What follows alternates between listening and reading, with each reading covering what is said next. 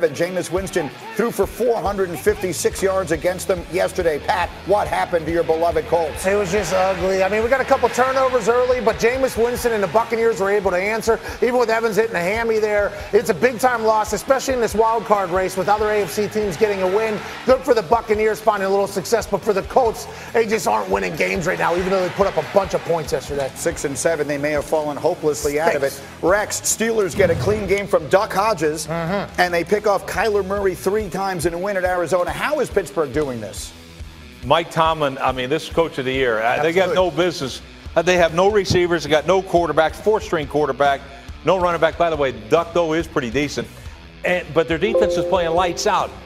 And by the way, can I say, can we schedule Arizona every week? What happened to this great offense? Whoa. Oh, you mean I was right about something else again? Oh, and I was right about Joe Hayden dominating too. Hello, my goodness. Just listen to me, you'll be all right. Next, the Titans and that man, Derrick Henry, are awfully tough. They beat the Raiders 42-21. They're 8-5. Pat McAfee, are the Titans the most dangerous team in the AFC? I think right now they got the Texans 2 times in the last 3 weeks with Derrick Henry running the rock on a contract year with no renegotiations happening. He's number 3 in the NFL right now. He's massive. He gets going. And Tannehill has gotten out from underneath Gase, and he's really flourishing underneath the mustache Vrabel. This team is legit, and they're very hot right now. What he said. And then that brings us to the Texans, who yesterday were taking on Drew Lock and the Broncos. And you figure that shouldn't be too much of a problem. Well, think again. Broncos, early, Lock, Noah Fant, touchdown. Fant would finish with 4 catches, 113 yards. Broncos up 7-0, and they were just getting started. Deshaun, this is not a good moment. We got a fumble. We got a lateral. We got a touchdown. Kareem Jackson, incredibly, no one blew a whistle. No one stopped the play. Good reference. Imagine that. Before the Broncos could actually score a touchdown, and it's 14-0. And then the route was just on. Rex, I mean, the Broncos just killed them yesterday. Yeah, it's amazing. But, hey, these are humans over there, man. I mean, Houston just flat out laid an egg. This happens. You have a big, huge game. Look, I see it.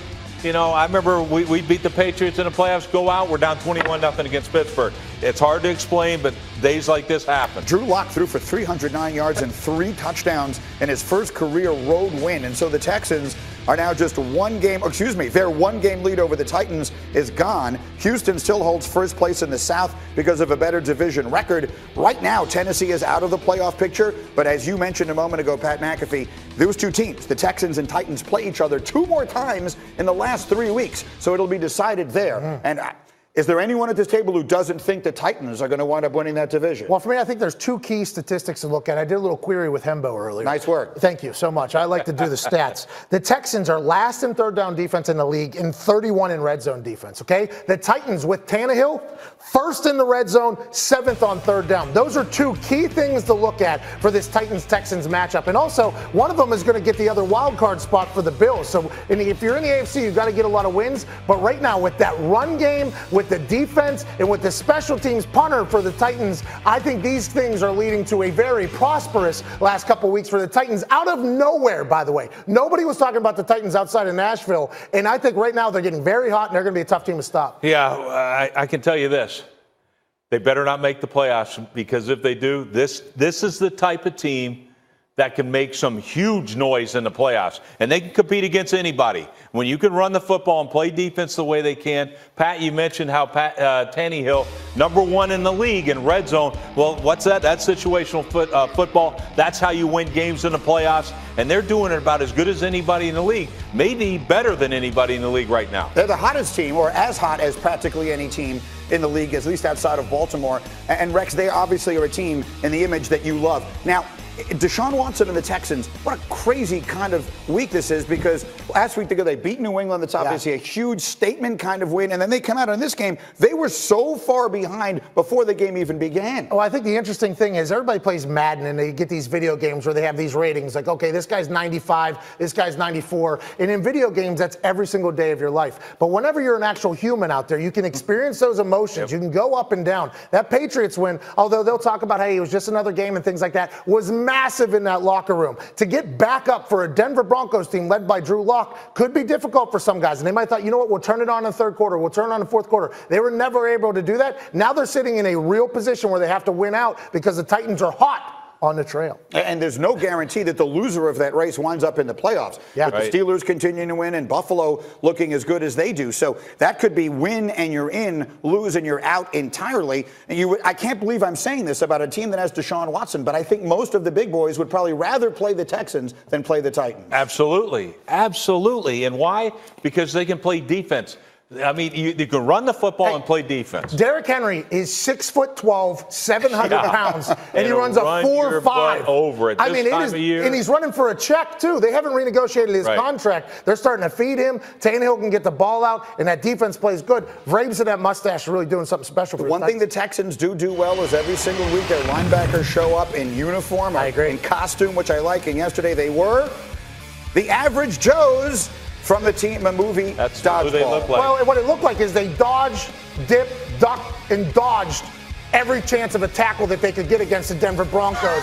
And I think Patches O'Houlihan, who drinks his own urine, would be upset with what they did, but that costume was magical for sure. And that's not even a reference to the movie. You're the best. Thank you very much. Lauren, pick it up.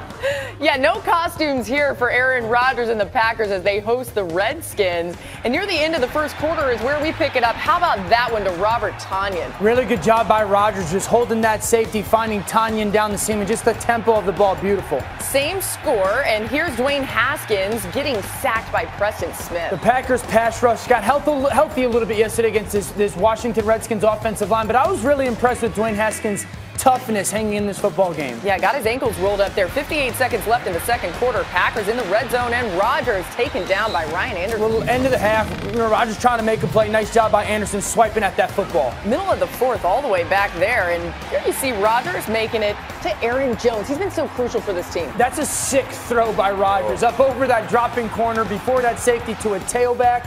Insane throw. Packers win, and Rodgers says he doesn't care if it's not pretty.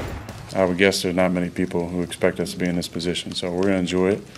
I'm going to have my fair share of scotch tonight and feel good about being 10-3. We're finding different ways to win. It might be ugly at times to maybe some folks, but I wouldn't mind winning ugly all the way to the Super Bowl. All right, so he's talking about winning ugly, and I get it. He's not going to sit there and say, hey, we're not going to make it to the Super Bowl, but does Aaron Rodgers, Marcus, really think that the Packers are going to the Super Bowl? He better think it because he's a quarterback, but they're not. They're not going. Have we watched the NFC? Did we just watch the Saints and the 49ers play? Those are the two best teams on that side of the NFC. You can't struggle against those two teams. You can't play an ugly game. You have to play one of your best games to win this game. And look, the whole definition of yesterday when we watched the 49ers and the Saints was if we need to put points on the board, we can, which everybody thought about the 49ers and Jimmy G. If they needed to do that, that's where their trouble spot would be. Well, it ain't there. And then you got the Minnesota Vikings as well, who has shown the propensity to be very good at times this year. We had the whole conversation about Kirk Cousins. He's playing well. You talk about Dalvin Cook. Fourth? Are they fourth in the NFC? Fourth or fifth best team now when you look at it? I think Aaron Rodgers is lying. He's not okay winning ugly. No. Like, this is a guy. I mean, Rodgers has been in the conversation for the greatest quarterback ever. Right. No, he's got an expectation and a standard level of performance. So he's not going to be okay with, like, yeah, we're winning ugly. He wants to play well and go win the Super Bowl. And so they're also not going to win against those teams that Marcus referenced in ugly football games. They're not going to beat the 49ers, the Saints, the Seahawks, the Cowboys, the Eagles, the Vikings winning or playing ugly football. The biggest issue for this team right now, for this offense, they're terrible on third down. They average, listen to this, their average third down is 3rd and 8. This is a 10-3 football team that on third down has to go get 8 yards on average. That's not going to beat good football teams here in the back half of this December run and then to the playoffs. So I don't think if they don't have a play-action pass game, their drop-back pass game is not very good, which is shocking to say, but I think we're seeing the lack of people outside of Devontae Adams. Yeah, it is interesting, too, because a lot of people wondered about LaFleur and what this offense would look like. Marcus, they don't have an identity. Yeah, and initially at the beginning of the season, there was one. It was Aaron Jones. Right. And he was the feature of what they wanted to do. Even in the passing game, they used him a lot. I thought they got away from that a bit. We talked about the receivers being limited, obviously injury to Devontae. But when you look at this going forward, forward, like the Green Bay Packers, at this point, we're comparing, just like we talk about in college all the time, Laura. Now we're getting to games that matter against good teams. That's what you judge by. We ain't judging a 10-3 record. We judging you by how you going to play against the Saints, the 49ers, and all those NFC opponents. Yeah, I'm not sure if Aaron Jones is getting enough credit either. All right, our Week 14 Monday Night Football matchup is a virtual must-win for the Eagles as they trail the Cowboys by a game in the NFC East. Philadelphia hosting Saquon Barkley and the Giants. It's 8 Eastern, 5 Pacific on ESPN. Tune into that. And we've got so much more coming up on Get Up. He came close, but Tom Brady not able to pull off the comeback. We'll tell you why the Pats offense is a huge problem with no solution in sight. That's next on Get Up.